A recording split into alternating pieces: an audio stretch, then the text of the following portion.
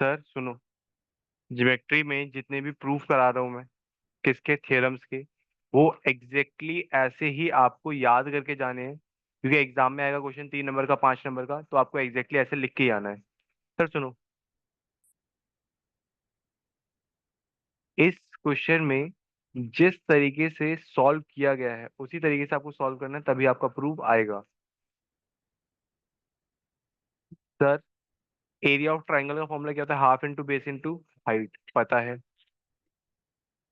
हाँ, मैंने इसीलिए बोला जितना कराया वैसे ही करना है। सर सुनना, एक बात बताना मुझे, अगर ये ट्राइंगल है ए बी सी, ठीक है, अगर मुझे इसमें परपेंडिकुलर ड्रॉ करना हो तो मैं कहाँ परपेंडिकुलर ड्रॉ करूंगा? ट्राइंगल से बाहर आएगा, यहाँ पे। अगर एक ट्राइंगल ऐसा हो, बाहर करेंगे,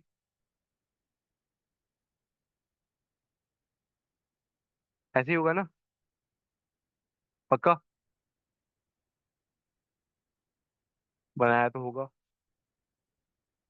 हाँ, यहाँ से परपेंडिकुलर ड्रॉ, फिर आपको एरिया परफेक्टली मिलेगा नहीं उससे, बाहर जाएगा। सर, ऐसे केसेस में क्या होता है, परपेंडिकुलर बाहर ड्रॉ होता है, तो इससे एरिया जब निकालोगे तो परपेंडिकुलर बाहर वाला यूज करोगे। सर आपने क्यों बताया? क्योंकि इस ट्राइंगल में हम यूज करेंगे। और एक चीज और जो आप 9th क्लास में छोड़ के आते हो, नहीं वो तो आपने बचपन में ही छोड़ दिया था। बीसी एक लाइन है जो कि पैरेलल है किसके? डीई के, ठीक है। बीसी एक लाइन है जो पैरेलल है किसके? डीई के। यहां से आपने दो ट्राइंगल ड्रॉ किए,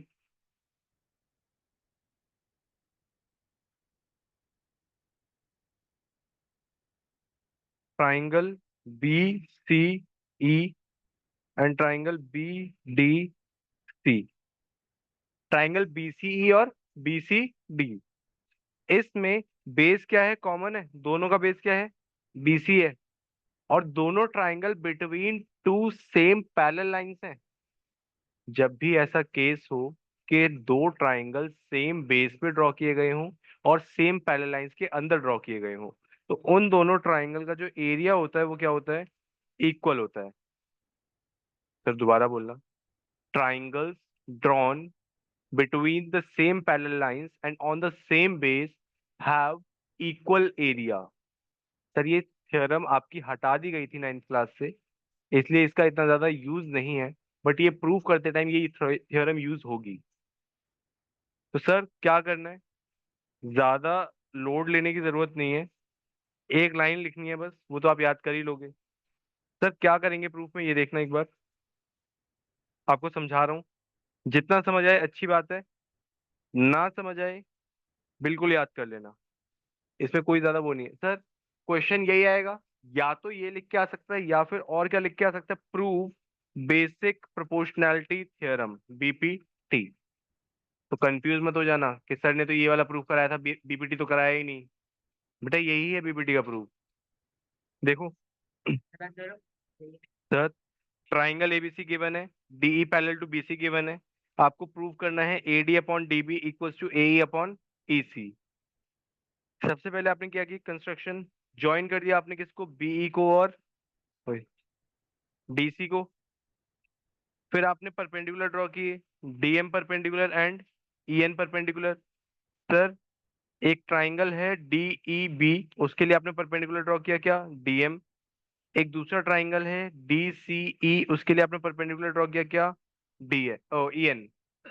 सर एक बात सुनना, अगर मैं ट्राइंगल ए बी ई लूं, क्या उसके अंदर परपेंडिकुलर ड्रॉ हो सकता है? हाँ सर हो सकता है। अगर मैंने बेस लिया क्या? ए डी, तो परपेंडिकुलर क्या हो जाएगा? ईएन। सर अगर मैंने बेस लिया क्या? ए ई, तो परपेंडिकुलर क्या हो जाएगा? डीएम।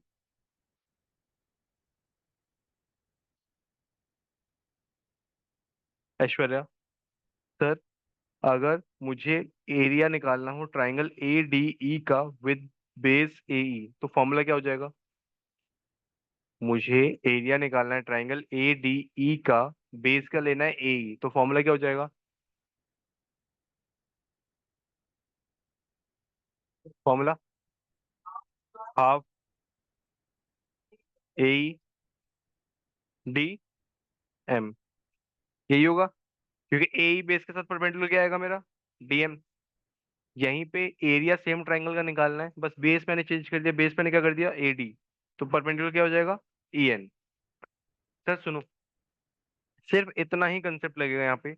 ये देखो, area of triangle AD, formula क्या है? Half into base into height. ADE में अगर मैंने बेस लिया क्या? एडी, तो परपेंडिकुलर क्या है मेरा? ईएन। एडीई में अगर मैंने बेस लिया एई, तो परपेंडिकुलर क्या है मेरा? डीएम। दो ट्राइंगल और बताए थे मैंने अभी, बीडीई और डीई सी। बीडीई में बेस मेरा क्या हुआ? डीबी, परपेंडिकुलर क्या हो गया? ईएन। डीईसी में बेस क्या हुआ? ईसी, परपेंडिकुलर क्या हो गया? डीएम। सर, चार मैंने क्या निकाल लिए फॉर्मूले, किसके? एरिया ऑफ ट्राइंगल्स के। अब मैंने क्या करना है? एडीई के साथ दोनों का क्या निकालना है? रेशो। एडीई के साथ मुझे दोनों का क्या निकालना है? रेशो। सर, हाफ से हाफ कैंसिल हुआ, ईएन से ईएन कैंसिल हुआ, क्या आया? AD upon DB. Sir, half से हाफ कैंसिल हुआ, डीएम से डीएम कैंसिल हुआ, क्या आया? ए अपॉन ईसी। सर, हमने ये कैंसिल तो करके दिखाया नहीं है, ये लोग करके दिखा दो। Half half EN EN, half half DM DM, ये लो। सर, एडी इक्वल आ गया किसके? डीबी के, और सॉरी, एडी अपॉन डीबी आया और एई अपॉन ईसी आया। अभी मैंने एक चीज और बताई थी कि सेम पैरेलल लाइंस के बीच में सेम बेस पे अगर आप ट्राइंगल्स ड्रॉ करते हो तो उनका एरिया क्या होते हैं? इक्वल। और इस वाले केस में यही हुआ है। बेस क्या है दोनों का? बीसी, और डीई बीसी के क्या है? पैरेलल। इन दोनों के बीच में दो ट्राइंगल बने हैं। यस और नो? हाँ सर। तो उन दोनों का एरिया क्या हो जाएगा? बीडीई का एरिया किसके इक्वल हो गया? डीईसी के। बीडीई का एरिया किसके इक्वल हो गया? डीईसी के। तो ये दोनों आपस में क्या हो जाएंगे? इक्वल। और यही आपको क्या करना था? प्रूफ करना था। सर, समझ नहीं आया? एक बार दोबारा पढ़ो, आपको याद हो जाएगा। एक बार देख लो, जिसका जहां पे जो स्टेप बचा हो पेंडिंग, नोट कर लो।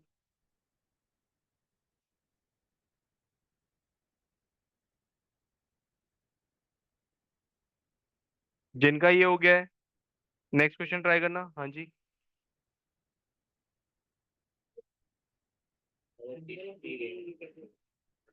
सर, नेक्स्ट क्वेश्चन कौन सा करना है? क्वेश्चन नंबर 6, ट्राई करो जल्दी से।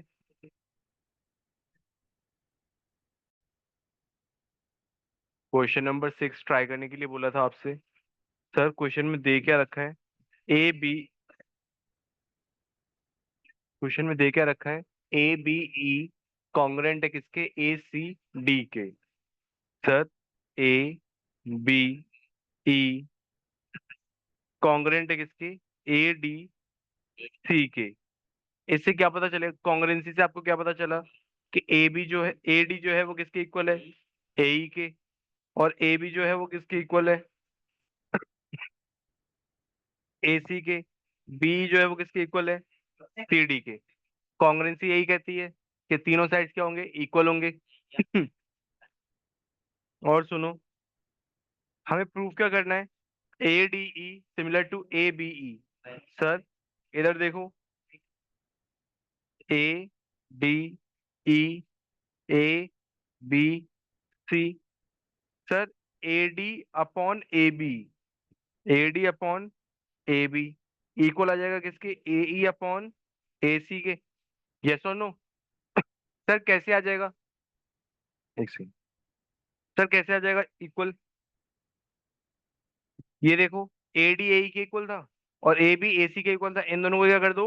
डिवाइड। तो A D upon A B is equal to A E upon A C आ जाएगा।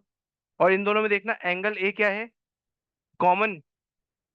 Angle A equal to angle A, तो by S A S triangles are similar. Yes और no? हाँ sir. Sir, लिखेंगे कैसे? पूरा proof दो। ये लो।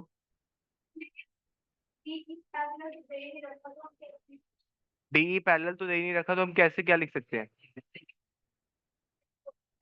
मैंने लिखा ही नहीं, मैंने तो सिर्फ डिवाइड किया। सर, किसको?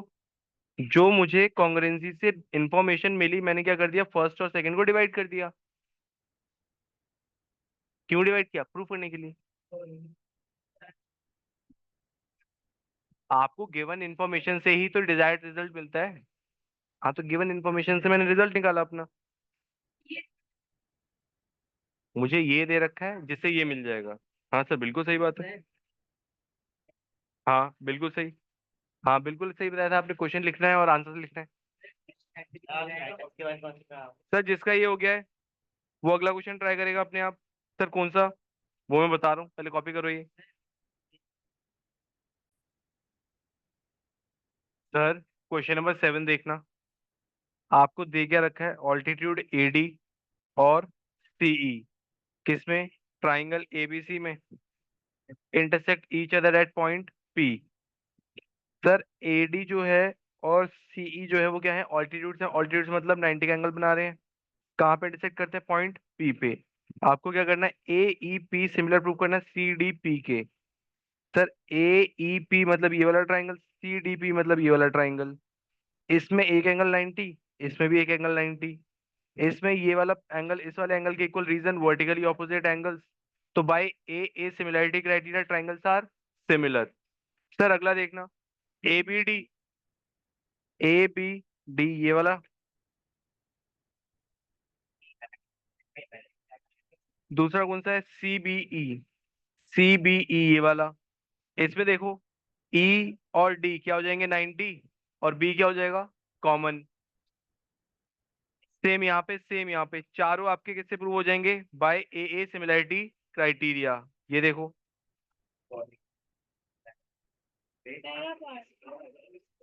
पहले वाले में सिर्फ वर्टिकली ऑपोजिट आएगा, बाकी सब में each 90 common, each 90 common, each 90 common. चलो टीपने वालों, टीपना शुरू करो।